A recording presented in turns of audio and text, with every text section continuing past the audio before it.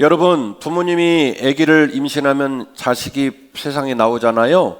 그러면 세상에 자식이 나오면 사람이 됩니까? 안 됩니까? 큰일 났네요. 답이 막 이상해가지고. 자식이 세상에 나오면 사람이긴 한데 아직 사람 된 건 아니에요. 눈도 못 떠요. 말도 못해요. 앉아있지도 못해요.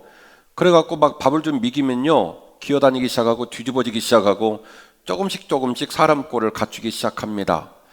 그런데 걸어다니고 일어나도 아직 사람 된 건 아니에요. 잘 생각하고 잘 말하고 좋은 인격을 간직하고 사람답게 마음가짐을 가질 줄 알아야 비로소 사람이 되는 거죠. 공감하시죠? 그래서 그걸 위해서 우리는 교육을 합니다. 그래서 사람다운 사람, 멋진 사람, 덕스러운 사람 되거라, 이렇게 빚어가고 성장해 나가는 것이 인생의 노정이라고 말씀을 드릴 수가 있습니다. 그런데 말이죠, 묘한 것은 이 성장 과정을 다 마치고 난 인간에 대한 평가입니다. 우리가 인생을 살다 보면 주변에 보면요, 어떤 사람은요 괜히 사랑스럽고 괜히 이쁜 사람이 있어요. 있어요. 네, 이왕이면 사랑스럽고 이왕이면 이뻐. 있어요. 있죠? 네, 있어요. 그런데 본인은 엄청 잘났다고 그러는데 왠지 모르게 부담스럽고 밉상인 사람도 있어요? 본인은 아니라는, 본인은 엄청 잘난 거예요. 근데 그 사람을 보는 다른 사람의 마음은 왠지 그 사람하고 있으면 좀 부담이 되고 혹은 좀 밉상인 경우가 있어요. 묘하죠? 교육이 끝났습니다. 어른이 됐습니다. 이제 다 사람다워야 해요. 근데 어떤 사람은 시간이 갈수록 사랑스럽고 시간이 갈수록 이쁜 사람이 있는가 하면 어떤 사람은 밉상이요. 그런 사람이 있으니 이게 참 가슴 아픈 일 아닙니까? 두 번째 질문합니다. 그러면 어떤 기준으로 그런 사람이 나누어질까요? 학벌, 재력, 집안 환경, 직장? 대답을 안 하시네? 아니라는 소리죠? 그러니까 그런 외향적인 것들로 아름답고 좋은 사람이 될 수 없어요. 어떤 사람은 내가 학벌을 갖추고 권위를 갖추고 직위가 올라가고 높은 곳에 서면 사람들에게 존경받고 사랑받는 사람이 될 거라고 생각하는데 그거 되게 어리석은 생각이에요. 그런 직위와 그런 환경들이 우리의 삶을 아름답게 하고 빛나게 하지 않더라. 설교자인 제 입장 속에서 답을 말씀드린다면 어디에서 판가름이 나냐면 태도에서 결판이 납니다. 오늘 설교 제목입니다. 같이 하실까요? 태도에 답이 있습니다. 한 번 더요. 태도에 답이 있습니다. 우리는 태어날 때부터 죄인입니다. 그리고 인생을 살다 보면 떳떳지 못할 행동을 많이 해요. 왜요? 죄인으로 태어나다 보니까 그렇습니다. 자기가 한 약속을 지키지 않습니다. 남과의 관계 속에서 그렇게 말하면 안 되고 그렇게 마음 쓰면 안 되고 그렇게 살면 안 되는데도 불구하고 막 질릅니다. 그래서 우리는요, 조금만 생각해보면 굉장히 불완전하고 그리고 굉장히 어리석고 굉장히 교만한 존재입니다. 그러니 어떻게 우리가 사람들에게 사랑받고 이쁜 존재로 살겠어요? 밉상 되겠죠. 많은 사람에게 부담을 주는 진상으로 살아가겠죠. 그런 인생의 자명한 원리 속에서 어떻게 우리가 사랑받고 어떻게 우리가 이쁘함을 받는 그런 멋지고 향기나는 삶을 살 수 있을까? 어디에 답이 있냐면 태도에 답이 있더라고 하는 것입니다. 첫 번째 나눌 말씀입니다. 청종을 수렴하는 태도는 우리의 삶의 허물을 완벽하게 보상하는 줄로 믿습니다. 청종을 수렴하는 태도는 우리의 삶의 허물을 완벽하게 보상하는 줄로 믿습니다. 우리의 삶의 허물은 피할 길이 없다는 것은 이미 정리를 했어요. 우리가 태어날 때도 죄인이기 때문이고 우리는 잘난 척도 많이 하고 떳떳하다고 말하지만 실제로 우리의 삶은 그러지가 않다. 실수도 많고 죄도 많이 짓고 그리고 하나님께서 원치 않는 모습으로 살 때가 너무나 많다. 그러니 그런 삶을 살아가는 우리가 어떻게 사랑받고 어떻게 이쁨을 받는 삶을 살겠습니까? 그걸 살 수 있는 유일한 힘이 하나 있는데 그건 뭐냐면 청종을 수렴하는 태도에 있더라는 거예요. 오늘 저가 여러분에게 잠언 51편이 아니라 시편 51편을 소개를 했어요. 그런데 시편 51편은요, 시편 51편의 표제를 보면 우리를 너무 깜짝 놀라게 합니다. 같이 보실까요? 다윗의 시다. 그리고 인도자를 따라 부르는 노래에 이어야 된다. 이 말은 무슨 얘기냐면 사적으로 사용되는 시가 아니라 공적으로 사용되는 시라는 거예요. 잘 따라오세요. 이 시는 누구 거다? 주인이 다윗 거다. 근데 이 시를 사용하는 장소가 있어요. 집에서 침대맡에서 혼자 읽으라는 소리가 아니라 뭐요?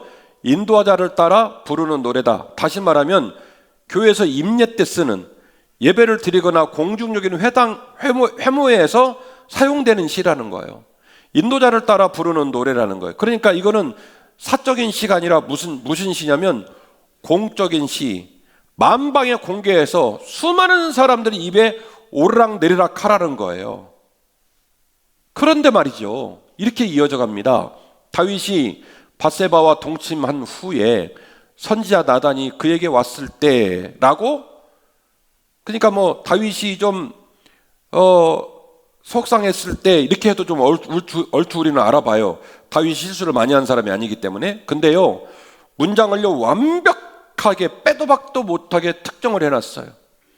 이 시는 언제 지은 시냐면 다윗이 밧세바와 동침한 후에 선지자 나단이 다윗을 찾아왔을 때 그때를 회상하며 지은 시라는 거예요.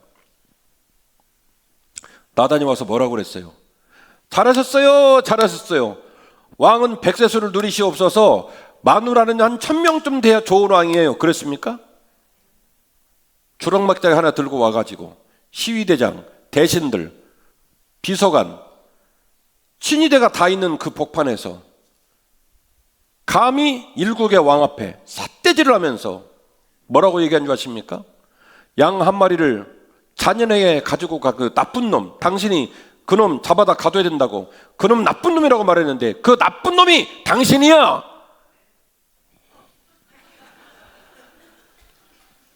그렇게 다윗을 향해서 엄중하게 경책하고 꾸중하고, 그래서 다윗의 권위가 땅바닥에 송두리째 떨어진 사건이 바로 밧세바를 범한 사건입니다. 사랑하는 한빛가족 여러분, 저와 여러분에게 이런 일이 벌어졌다면 여러분과 저는 어떻게 대응을 할까요? 이거를 만천하에 공개하고 까발려가지고 막 많은 사람이 읽게 하고 묵상하게 하고 입에서 입으로 옮겨 다니게끔 해야 되겠습니까? 꽁꽁꽁꽁꽁꽁 숨겨야 되겠습니까? 왜 대답을 안 해요? 어떻게 하셔야 되겠어요? 꽁꽁 숨겨야 되겠죠? 그죠? 근데 다윗은요 반대로 했어요. 사적인 시도 아니에요. 인도자를 따라 부르라는 거예요. 공개적으로 깠어요. 하나님, 제가 하나님 앞에서 범죄했습니다. 이게 무슨 말인 줄 아십니까? 사람들 중에 다윗이 범죄했다고 따질 사람이 있어요, 없어요? 아무도 없어요. 고대 사회는요, 왕은요 부인이 천지빛깔이요. 그게 뭘 대수요? 아무도 다윗에게 당신 범죄했다라고 말하는 사람 아무도 없어요. 근데 다윗은 말합니다.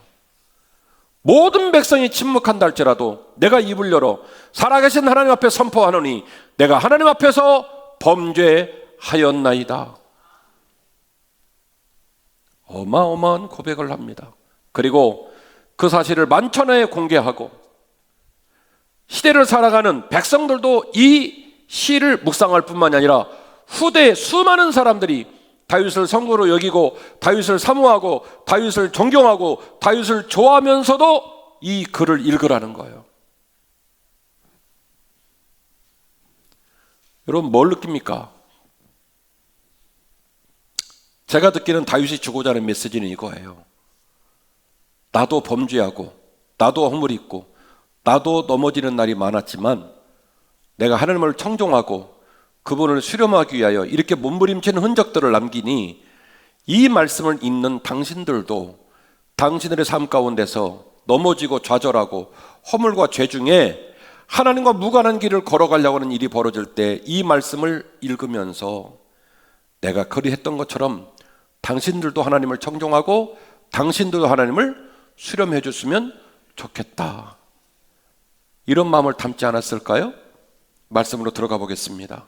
3절 말씀입니다. 무릇 나는 내 죄가를 압니다. 내 죄가 항상 내 앞에 있습니다. 내가 주께만 범죄하여 주의 목전에서 악을 행하였사오니 주께서 말씀하실 때에 의로우시다 하고 주께서 심판하실 때에 순전하시다 하리이다. 그 모든 판결권을 누구에게 맡긴 거예요? 하나님께 맡긴 거예요. 내가 내 죄가를 토설하고 내가 범죄했다는 사실을 고백하고 내가 도저히 내 인격과 내 삶으로는 수습할 수 없다는 사실을 하나님께 다 고백하고 하나님께서 용서하시고 하나님께서 회복시키시면 그때부터 내 죄가 맑게 씻어지고 그분의 은혜로 다시 새 길을 걸을 수 있겠습니다 라고 고백한 거예요. 이어지는 본문이 더 충격인데요. 5절 말씀입니다. 내가 죄악 중에 출생하였으며 어머니가 죄 중에서 나를 잉태하였습니다. 왕으로서 어떻게 이런 말을 할 수 있을까? 그는 고백합니다. 내가 지금만 범죄한 게 아니라 돌이켜 생각해 보니 이 세상에 태어날 때부터 죄인으로 태어났고 내 평생의 삶이 죄 중에 있었나이다. 아버지 이새의 8번째 아들로 그 들판에서 양을 칠 때도 골리앗을 무너뜨릴 때도 엔게디 골짜기 10광야에서 사울을 살려주어서 많은 사람들이 다윗 정도 되면 괜찮다, 저 정도 인격이면 멋있다라고 묵상을 할 그 와중에도 나는 여전히 죄인이었습니다. 하나님을 청정하지 않고 하나님을 수렴하지 않고는 내 스스로는 태어나서 지금까지 단 한 번도 하나님의 은혜가 아니라면 내 삶을 바로잡을 수도 없었고 내 삶의 희망을 꿈꿀 수도 없었습니다. 다윗이라는 나침판은요 항상 하나님의 가슴을 향하고 있는 거예요. 좌절하고 실망하고 방황하고 엉뚱한 자리에 설다 할지라도 나는 여전히 하나님을 청종하겠습니다. 나는 여전히 하나님의 지도하심과 하나님의 이끌어가심을 수렴하겠습니다. 이것이 바로 다윗의 고백입니다. 시편 6편 6절 말씀인데요. 내가 탄식함으로 피곤하여 밤마다 눈물로 내 침상을 띄우며 내 요를 적시나이다. 앞서 말한 고백과 똑같은 취지의 얘기입니다. 저녁에 잠자리에 들 때마다 죄로 살았던 자신의 삶을 괴로워하고 슬퍼하고 그리고 날마다 눈물로 밤을 새우고 날마다 요를 적시며 하나님 아버지 내가 여전히 죄 중에 있나이다. 내가 여전히 교만하나이다. 여전히 내가 내 마음 가운데 하나님의 은혜를 담지 못하고 세상적인 정욕과 권위와 높아짐을 추구했습니다라고 끊임없이 고백하며 하나님을 청종하고 하나님을 수렴하는 삶을 살았노라고 다윗은 고백하고 있습니다. 시편이 155편으로 되어 있거든요. 55% 정도가 다윗의 시라고 컨펌이 됐고요. 나머지 작자 미상으로 되어 있는 부분들은 레퍼런스가 부족해서 작자 미상으로 했을 뿐 다윗의 시라고 여겨지는 글들이 많아요. 그러니 시편은 거반 다윗의 시라고 해도 무관할 정도로 시편의 시에는 다윗의 삶의 족적이 다 담겨져 있어요. 그런데 다윗은 비가 오나 눈이 오나 일할 때나 놀 때나 젊을 때나 늙을 때나 끊임없이 하나님과 동행했어요. 그 하나님과 동행했다는 증거를 어디에 남겼냐면 시편의 시들로 남겨놨단 말입니다. 그 시에 다윗의 마음과 그 시에 다윗의 영성이 고스란히 담겨져 있더라는 거예요. 에스더서 4장 13절 이하의 본문을 보시면 에스더라는 인물이 등장을 합니다. 에스더에게도요 하나님을 향한 청정과 수렴의 태도가 빛나게 되는데요. 에스더가 무슨 말을 하냐면 죽으면 죽으리다 이런 말을 합니다. 잘 아시는 것처럼 이제 모든 민족이 집단 학살을 당하게 된 어려운 상황입니다. 그런데 모르드게가 에스더한테 사람을 보낸 거예요. 너 가만히 있다가는 모든 민족이 다 죽게 생겼다. 집단으로 학살을 당하게 생겼다. 그러니 네가 들어가서 민족들을 구원하라. 에스더가 답장을 합니다. 오빠 정신 좀 차려. 왕비는 왕이 오라고 해야 들어가는 거야. 왕이 안 불렀는데 들어가잖아? 죽어. 오빠 내가 죽는 걸 원해? 그러다 모르드게 오빠가 뭐라고 말합니까? 사촌 오빠가 좋다. 모든 민족이 집단 학살을 당하는 이 위기 앞에 네가 네 목숨과 안위를 걱정한다면 살아계신 하나님께서는 또 다른 사람과 또 다른 방법으로 반드시 당신의 백성을 지키실 것이다. 너 잘났으니 너는 네 한 목숨 하나 잘 보존해라. 네 말 맞다나 죽을까 하여 네 목숨을 보존해라. 이렇게 꾸중을 해요. 그 꾸중을 받고 그 꾸중을 듣고 에스더가 뭘 결정하냐면 정신이 번쩍 들어서 그때 나온 말이 뭡니까? 죽으면 죽으리라. 오빠와 모든 민족에게 금식을 선포하고 자기도 뭘 각오하고요? 죽기를 각오하고 왕 앞에 나아가게 된 거죠.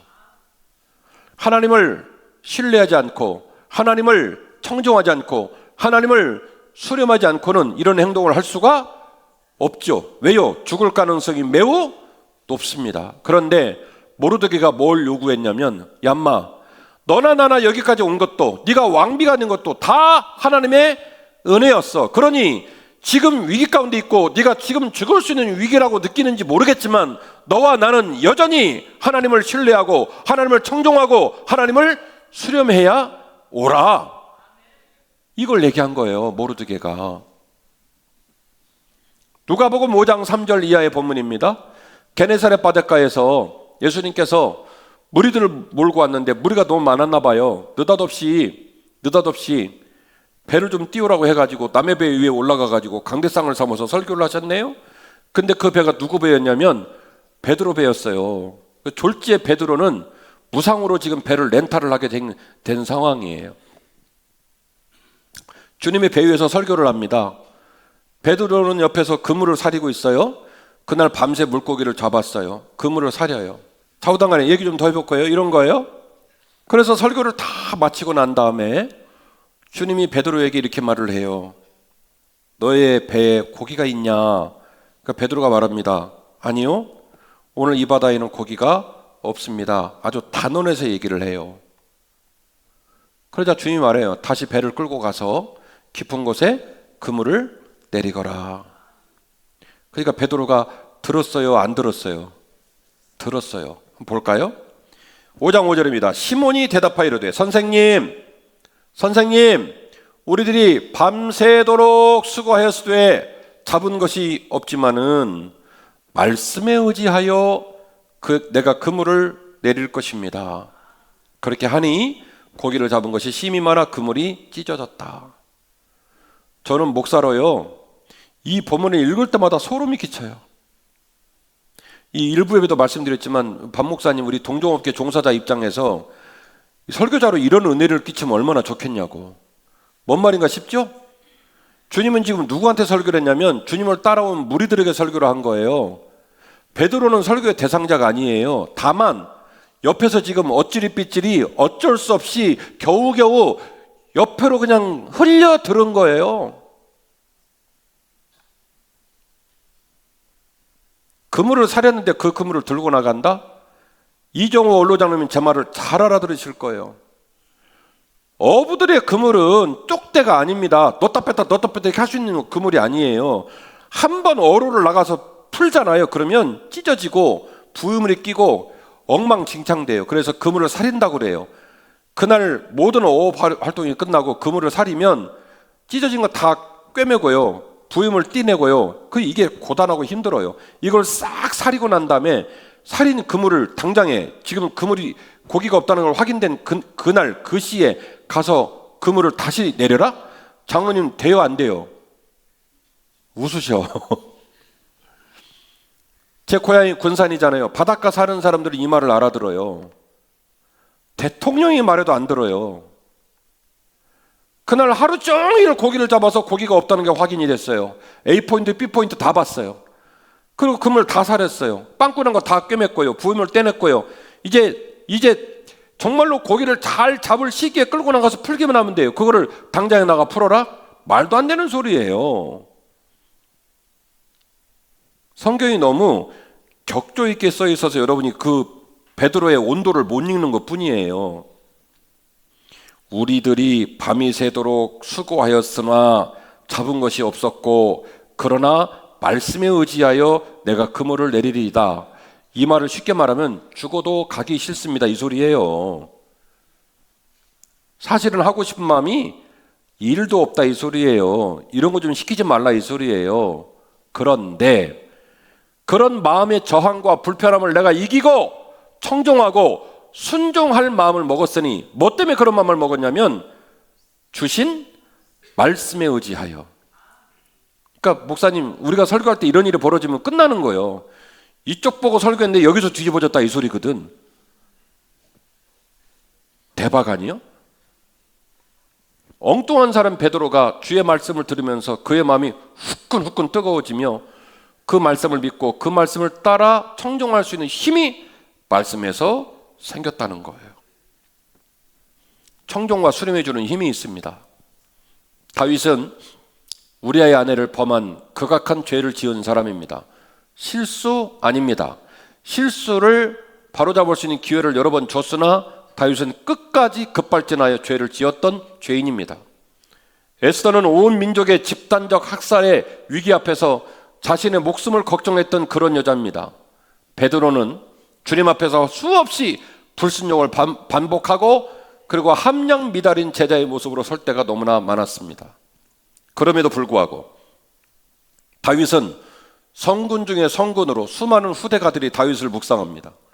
에스더는 위대한 결단의 롤 모델로 여겨져서 중요한 기도를 할 때는 반드시 무슨 기도라고 말하냐면 에스더 기도회라고 말하고 죽으면 죽으리란 말을 지금도 많은 사람이 씁니다. 베드로는 평생 동안 주님을 가장 사랑한 제자로 두고두고 많은 사람의 마음속에 길이길이 남아 있습니다. 그들의 인격, 그들의 삶의 자리, 그들의 삶의 흔적들을 본다면 무엇으로도 그들은 성군이 될 수 없으며 믿음의 위인이 될 수 없으며 12제자 중에 주님을 가장 사랑한 제자로 남을 수 없었음에도 불구하고 그들 모두가 위대한 믿음의 사람의 명단에 이름을 올리고 많은 사람의 믿음의 롤 모델이 될 수 있었을까? 제가 볼 때는 이거 하나밖에 없어요. 태도가 중요하다는 거예요. 하나님을 신뢰하고 하나님을 청종하고 하나님을 수렴하는 태도. 주께서 말씀하신다면, 하나님이 말씀하신다면 내가 그 말씀에 순종하겠습니다. 하나님을 청종하겠습니다. 하나님을 수렴하겠습니다. 이런 태도에서 그들은 그들의 죄를 이기고 그들의 삶의 어둠을 뚫고 기필코 멋진 믿음의 유인들의 족적을 남길 수 있었던 거예요. 이런 청종과 이런 신뢰와 이런 수렴이 오늘 이 아침 저와 여러분에게 있기를 주의 이름으로 축원합니다. 한 가지 더 말씀드릴 것, 성숙한 태도는 책망을 통해 더 깊은 교제로 나아가게 되는 줄로 믿습니다. 요즘 우리 교회는 창세기를 새벽에 묵상하고 있어요. 창세기 내용이 빤한 내용이에요. 그리고 그 창세기 내용은 우리가 얼추 많이 알고 있는 내용이에요. 창세기의 주인공 하나를 말하려면 누구를 말할 수 있을까요? 아브라함 말할 수 있겠죠? 그리고 우리는 아브라함을 보면서 역시 아브라함에게서도 청종과 수렴의 중요한 믿음의 원리를 깨닫게 됩니다. 갈대아 우르를 떠난 아브라함, 갈대아 우르에서 하란까지 1000km, 하란에서 애굽을 넘어서 다시 헤브론까지 약 1000km, 2000km를 발로 걸어간 사람이에요. 대단히 하나님을 청종했고 대단히 하나님을 수렴한 믿음의 사람이 맞지요. 그런데 우리와 똑같이 연약한 모습이 많았어요. 애굽에 내려갔을 때는 자기의 부인을 누이라 속여 한마터면 애굽 왕한테 부인 팔아먹을 뻔했고요. 하나님께서 내가 너에게 자녀를 줄 것이다, 네 자녀를 통해서 민족의 뿌리가 되게 하고 왕들이 나오게 할 것이다, 그 어마어마한 약속을 주셨음에도 불구하고 하가를 취해가지고 이스마엘을 낳았던 말도 안 되는 불순종을 했던 사람입니다. 그런 인물이 어떻게 믿음의 조상이 될 수 있었을까? 창세기 17장 17절 이하의 본문을 댁에 가셔서 좀 살펴보시기를 바랍니다. 하나님께서 99세쯤 되었을 때에 아브라함을 찾아와요. 그래갖고 얘기해요. 얘야, 내년 이맘때쯤 너희 집에 아기가 있을 거야. 그렇게 얘기를 해요. 근데 사실은 이 얘기는 지금 처음 얘기가 아니라 이전에도 한번 얘기를 해줬거든요.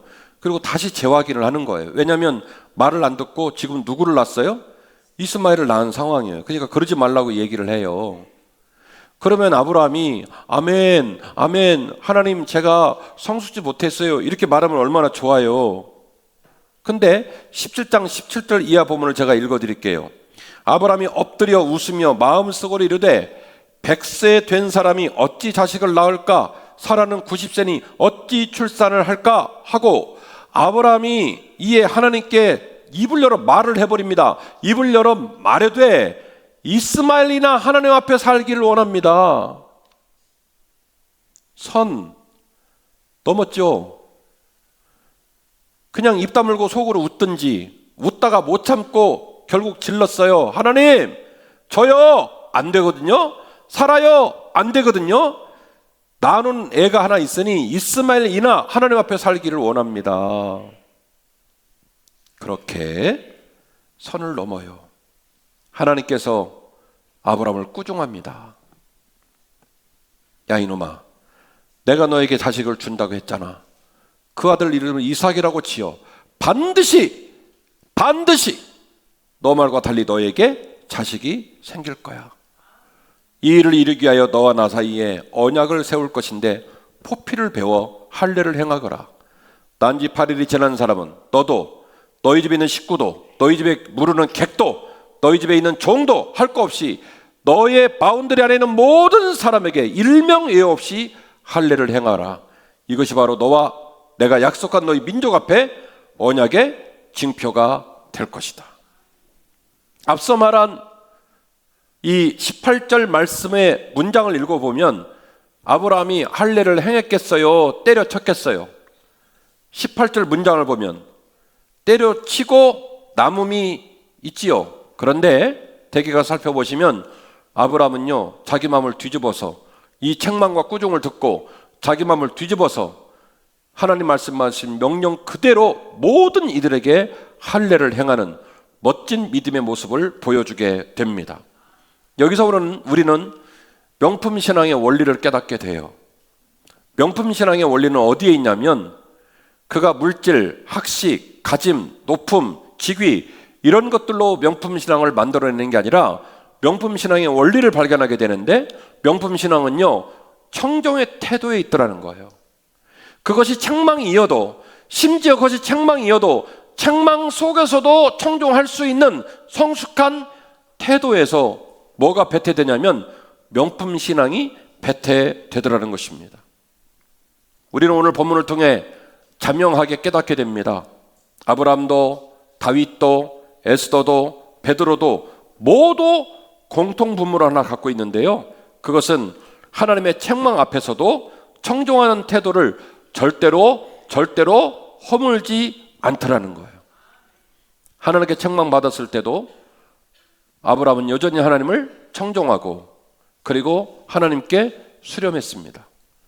모르드게에게 책망을 받았을 때도 에스더는 자기의 목숨을 담보로 하나님을 청종하고 하나님께 수렴했습니다.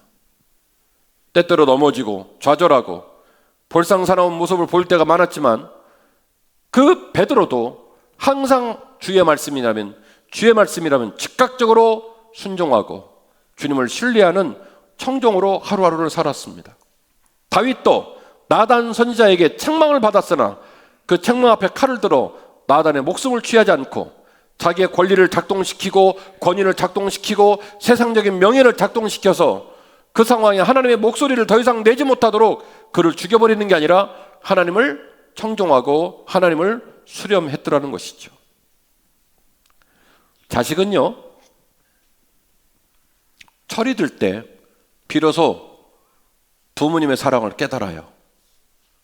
철들기 전에 자식은 부모를 말할 때마다 꼰대 그렇게 말을 합니다.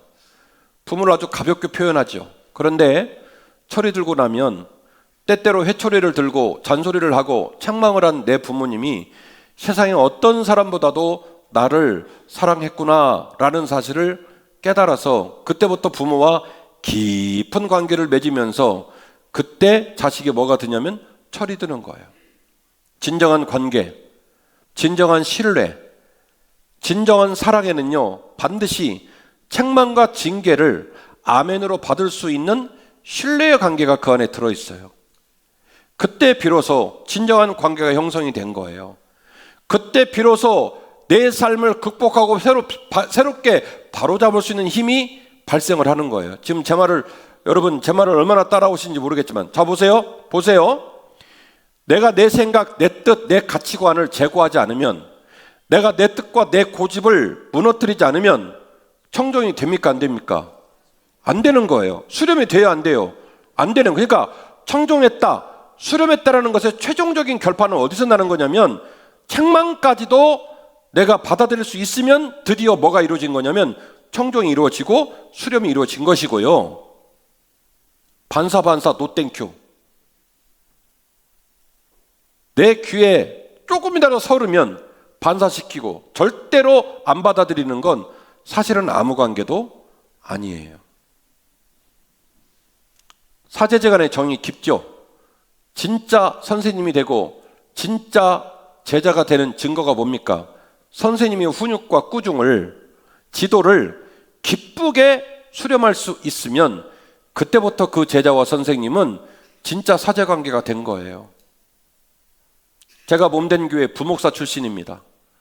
당시 청년부가 엄청 열심히였고, 그렇게 만났던 청년부 중에는 지금도 제 곁에서 저를 담임 목사님으로 따르는 제 제자들 있죠. 우리 교회 성도일 뿐만이 아니라 저의 제자예요.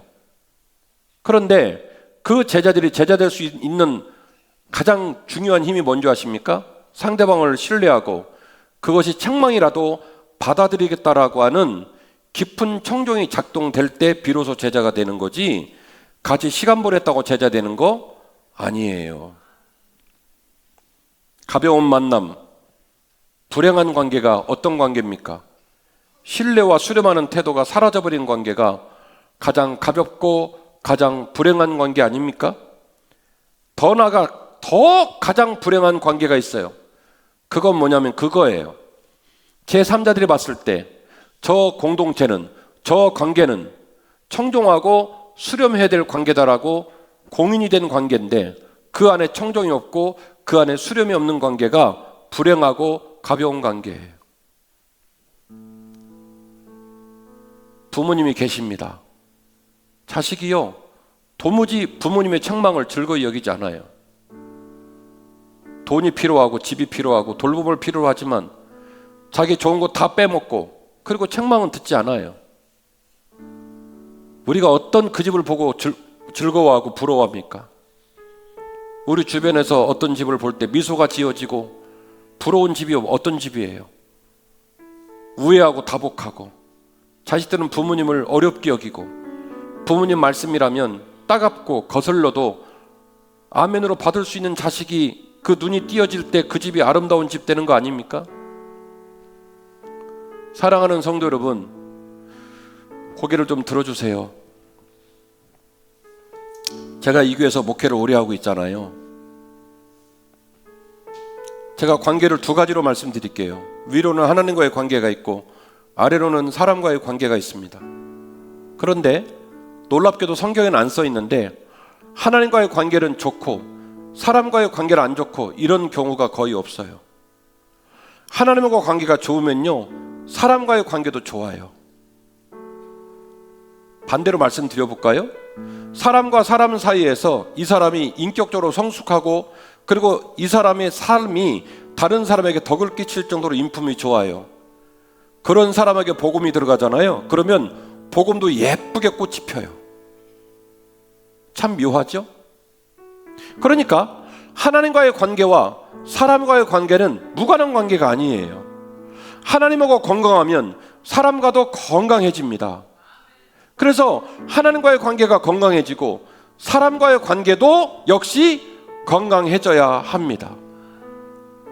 설교의 모두에서 말씀을 드렸던 것처럼 우리들이 인생을 살다 보면 우리 주변에는 되게 반짝반짝 빛이 나고 사랑스럽고 이쁘고 아름다운 사람이 반드시 있어요. 우리 주변에는요, 본인이 자꾸 옳다라고 얘기를 하는데 가깝게 붙고 접근해서 사귀면 자꾸 상처가 되고 부담이 되고 밉상인 사람이 있어요. 이게 얼마나 비극입니까? 그럼 우리가 매주일 말씀을 들으면서 한 해의 벽두에 좋은 목사 되고 싶고 좋은 장로 되고 싶고 좋은 성도 되고 싶을 찐데, 그 말한 뜻을 이루기 위하여 하나님께도 사랑받고 사람들에게도 사랑받는 그런 멋진 사람 되기 위하여 우리가 오늘 이 아침에 묵상해봐야 될 중요한 주제는 뭘까요? 태도에 답이 있다는 거예요. 좋은 태도를 가진 사람, 하나님 앞에서도 좋은 태도를 갖고 사람 앞에서도 좋은 태도를 가진 사람, 심지어 조금 더 진도를 나간다면 어디까지 나갈 수 있다면요, 책망마저도 수렴할 수 있고 책망마저도 청종할 수 있는 그런 인품을 가질 수 있다면 그 목사, 그 신자는 시간이 갈수록 빛나기 시작할 거예요. 사랑스러운 사람 될 겁니다. 제가 예언할게요. 이쁜 사람, 아름다운 사람 될 겁니다. 나 좀 알아봐 달라고 얘기하지 않아도 하나님이 그를 생각할 때마다 기뻐하는 사람 될 거고요. 사람들이 나를 볼 때마다 나하고 얘기하고 싶고 내 곁에 있고 싶어 할 거예요. 오늘 오후에 말할 겁니다. 예수님이 시절에 예수님을 핍박했던 유대의 지도자들, 종교적인 이유로 핍박한 것 같죠? 그 안을 들여다보면요, 두 가지예요. 하나는 돈 때문이고 또 하나는 권세 때문입니다. 성전으로 들어가는 수많은 성전세들, 그리고 종교 지도자들로서 높음과 그리고 고하관계에서 발생하는 이 유력관계를 작동시키고 싶어하는 그 권세, 그렇게 좋아서 주님을 핍박하고 다녔던 거예요. 주님이 꿈꿨던 나라, 주님이 꿈꿨던 교회, 주님이 꿈꿨던 신자의 길에는 그런 게 없어요. 혹시 우리는 오늘도 이 거룩한 성전 앞에, 감히 십자가 앞에 지금도 권세를 탐하고 인기를 탐하고 높음을 탐하고 물질적인 부유함을 탐하고 있지 않을까요? 여러분은 말하기 전에 제가 만일 그런 걸 쫓는다면 여러분 저항하셔야 돼요. 제가 그렇게 교회를 세우고 제가 그렇게 교회를 이끌어가면 가만히 앉아 있으면 안 돼요. 그리고 반대로 이 이야기를 여러분에게 돌려드립니다. 한빛교회 앞에서 누구도 그런 하나님과 무관한 걸 추구하지 않기를 원합니다. 여러분에게도 덕이 되지 않고 우리 공동체도 덕이 되지 않습니다. 우리 모두에게 필요한 것은 오직 하나님을 청종하는 거예요. 우리 모두에게 필요한 것은 오직 하나님을 수렴하는 거예요. 세상을 수렴하지 말고, 높음을 수렴하지 말고, 권세를 수렴하지 말고, 인기를 수렴하지 말고, 누군가에 위해서 군림하는 걸 수렴하지 말고, 오직 누구를 수렴해야 되냐면, 목사님도 장로님도 성도도 예배드릴 때마다 누구를 수렴해야 되냐면 거룩하신 하나님을 수렴하셔야 해요. 그분을 신뢰하고 그분을 청종하고 그분을 수렴하셔야 해요. 여기에 답이 있습니다. 너는 마음을 다하여 여호와를 신뢰하고 내 명철을 의지하지 말라. 너는 범사의 그를 인정하라. 그리하면 내 길을 지도하시리라. 하나님을 신뢰하고 하나님을 청종하고 그리고 하나님을 수렴하십시오. 우리 모든 인생을 주 앞에 맡기십시오. 그분을 인정하십시오. 그리하면 그 하나님께서 우리 길을 지도하시고 우리 길을 인도하시고 우리 길을 책임져 주실 줄로 믿습니다. 다 함께 일어나셔서 말씀을 사모하시면서 다 함께 찬양하겠습니다.